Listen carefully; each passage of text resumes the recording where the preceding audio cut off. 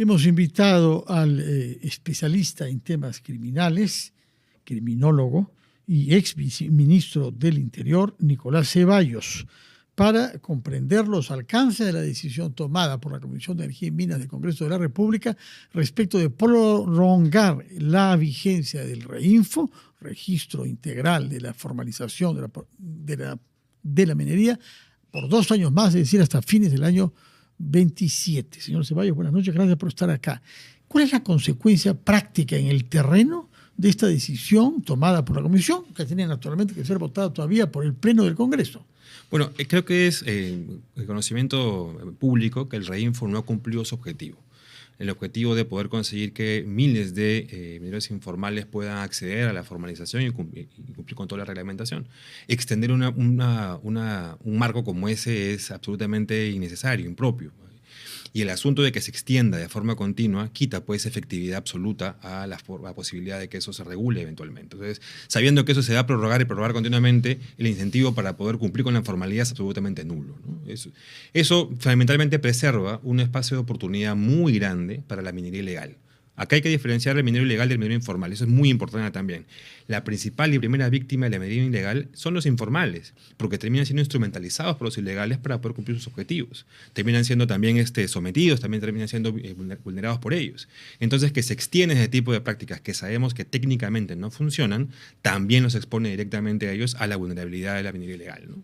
Ahora bien, hay algunos de los que han votado a favor de esta prolongación, pienso sobre todo en la congresista Patricia Juárez, que han dicho claramente que ellos no votan a favor de la reincorporación de 50.000 mineros que estaban en REINFO y que han sido separados por no satisfacer ninguna exigencia para estar camino a la formalización.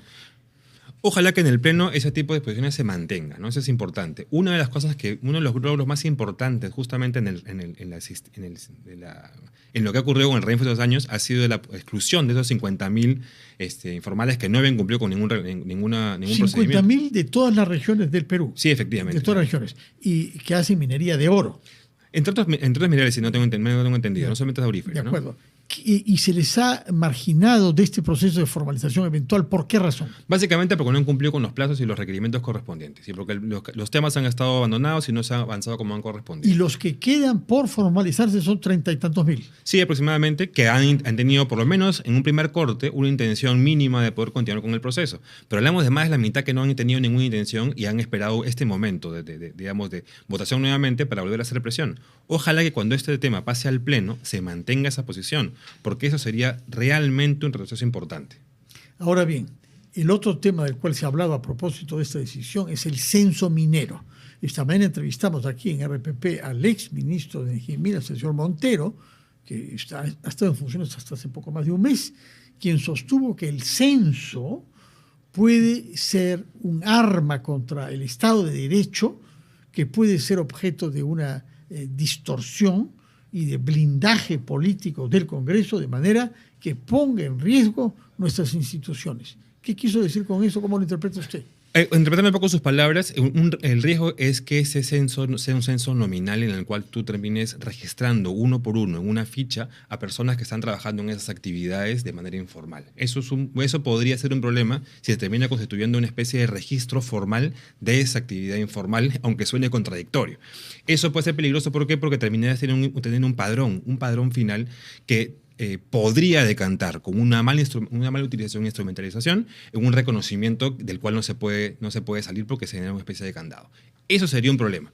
Si el censo, o en todo caso un estudio, tiene como objetivo entender cuál es la dinámica, los patrones, las necesidades del sector, eso se pasa con una encuesta, con otros mecanismos de análisis y evaluación, para poder ayudar a que efectivamente el proceso de formalización fluya y funcione adecuadamente.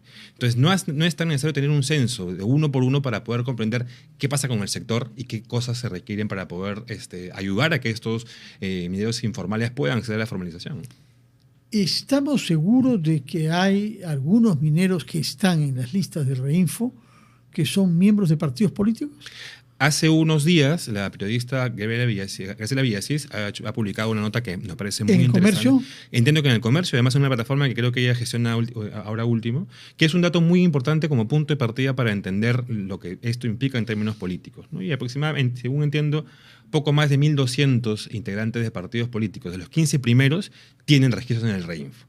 Pero aquí hay que tener en cuenta un detalle. Ese dato podría ser conservador por dos motivos. Primero, porque es posible que el REINFO esté registrado también como persona jurídica, con lo cual no es fácil hacerle cruce entre el registro de reuniones políticas y finalmente quienes están registrados en el REINFO como persona jurídica. Uno. Y dos, podrían también ser REINFOs de familiares. Aun cuando no sea ilegal tener un REINFO y no sea... sí es importante que por lo menos sea transparente, se diga con claridad si tienen REINFO o no tienen REINFO, porque eso va a evidenciar un interés particular sobre determinada actividad económica, ¿no? El que tiene REINFO es alguien que en principio aspira a ser formalizado pronto. En teoría se supone que sí, en teoría sí. ¿Por qué 2 años? ¿Por qué se les concede 2 años? Lo que hemos escuchado acá como explicación de quienes defienden este plazo es que como hay un nuevo gobierno, no se quiere obligar al nuevo gobierno a que tome decisiones precipitadamente, se le da 1 año y medio al futuro gobierno que se instale en julio para que en ese lapso resuelva este problema a través de una ley, MAPE, como se le llama, ¿no? Pero, don Fernando, ya no son 2 años, son más de 12 años. Entonces, ya no hay que ver solamente los tramos en los cuales se actualiza y se renueva, sino toda la temporada que hemos tenido para que eso sea viable. El Estado tiene responsabilidad en no haber conseguido que eso funcione definitivamente, pero la continua prórroga, insisto, no genera ningún incentivo para cumplir con los mecanismos. Y hay algunos que tienen ganas de hacerlo, tienen la vocación y tienen el interés y hacen la inversión, pero, insisto, hay 50.000 en un primer corte que no movieron un papel para poder continuar con ese procedimiento. Vamos a hacer una breve pausa, señor Nicolás Ceballos, y luego retomamos nuestra conversación con usted respecto de los alcances, las consecuencias y las motivaciones, por lo que sugiere usted, de este voto en la Comisión de Energía y Minas, prolongando el REINFO por 2 años más, después de haberse dicho y repetido que el fin de año era el plazo máximo, puesto que se arrastra esto, como lo ha recordado Nicolás Ceballos, de hace varios años. Hacemos una pausa breve y retomamos nuestra conversación con Nicolás Ceballos.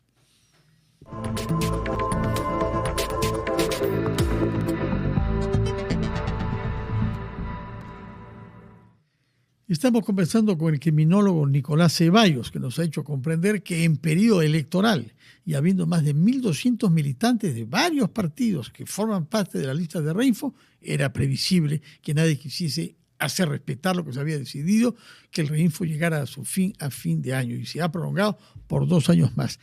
¿Qué consecuencias debemos temer de esta decisión y la dinámica que ha tomado la relación entre el Estado peruano y los mineros informales y los mineros ilegales? Debemos tener mucha preocupación por las continuas concesiones que se hacen en torno a un sistema que no ha funcionado, ¿no? Un sistema que, insisto, vulnera también a los propios informales, generando pocos incentivos para que cumplan con el objetivo de formalizarse. Pero además, en torno a ello hay que entender que viene una serie de daños también serios, porque las condiciones en las que trabajan los que operan en función de este contexto de informalidad no son las mejores. Laborales, sanitarias, de seguridad, son bastante complejas en esos escenarios. Y para ellos no hay ningún sistema de fiscalización que garantice pues, las condiciones adecuadas para sus labores, en el término de uso de explosivos, en el término de las formas en las que operan en algunas localidades. Entonces tenemos un problema serio de que se perpetúe, que se extienda un sistema de trabajo en torno a la minería que genere aún más daño que el que está generándose en este momento. Respecto de los explosivos, en el paquete de las así llamadas leyes pro crimen, hay un debate sobre si existen o no, pero en fin, aún quienes creen que no existen les falta un poco de argumentos, pero en ese bloque de leyes, en conjunto de leyes, había una que aligera la posibilidad de que los inscritos en el REINFO dispongan de explosivos sin poder ser fiscalizados. Sí, efectivamente, y eso es un enorme espacio de oportunidad, lamentablemente, para que el explosivo acabe en las manos de un extorsionador. O sea, miremoslo claramente, ¿no? Núcleos serios de minería ilegal es lamentablemente Patás. El lugar donde más se usa dinamita para trabajar en extorsiones es Trujillo, que está al costado, que está en La Libertad. Entonces, hay una evidencia clara de que ese explosivo que viene de esa minería ilegal está siendo utilizada también por otros actores criminales, generando los daños que generan, ¿no? ¿Qué espera usted que haga este gobierno en los meses que le quedan hasta julio próximo respecto a este tema? Bueno, el primer ministro ha señalado que tomarían una posición respecto a esta norma. Esperemos que se mantenga. Cuando se vote, ¿no? Todavía no se votó en el pleno. Sí. Habría que esperar a que se vote también, ¿no? Y habría que esperar que en esa votación no se retorne nuevamente con los 50.000 que fueron suspendidos. Ojalá eso ocurra, ¿no? Pero todo sugiere que va a haber mucha apertura y mucha flexibilidad, lamentablemente, ¿no? Muy bien, Nicolás Ceballos, muchas gracias por poner su experiencia como criminólogo al servicio de la comprensión de un problema que se ha visto reavivado por la decisión adoptada, aunque todavía no es ley, ¿no? Y no hemos visto el documento escrito, porque se ha votado sobre la base de un compromiso oral. Y faltaba que los congresistas que han votado reciban una versión original de aquello que ha sido votado. Son las 7:58, tenemos que poner punto final a nuestro programa. Le agradecemos por su presencia y por su voluntad de aclarar un tema que es complejo y que seguirá ocupando y afectando a nuestro país y el proceso electoral. Muchas gracias y muy buenas noches. Gracias a ustedes por su sintonía. Quédense con RPP y ya viene la hora de las noticias. Por mi parte será mañana que pueda otra vez dirigirme a usted.